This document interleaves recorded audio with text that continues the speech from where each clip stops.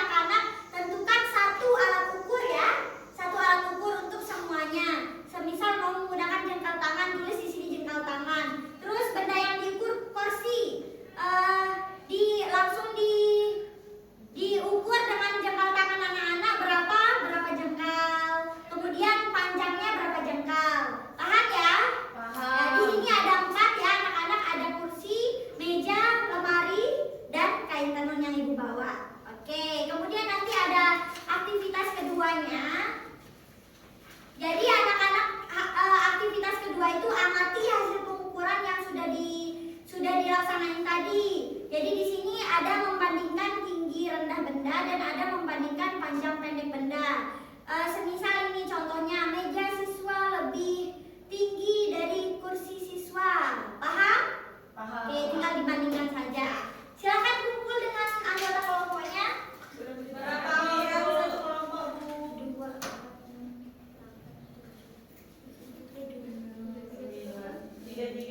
Tiga-tiga ya. Iya, Oke. Bu. Ayo langsung aja ini, terus ini. Oh, boleh. Tiga. Ayo kita bermeja. Semuanya berdiskusi ya. Jangan ada yang berdiskusi. Kita pakai apa kita ukurnya? Pakai jengkal ya. Kita langsung tulis dulu. Kita ukur ya.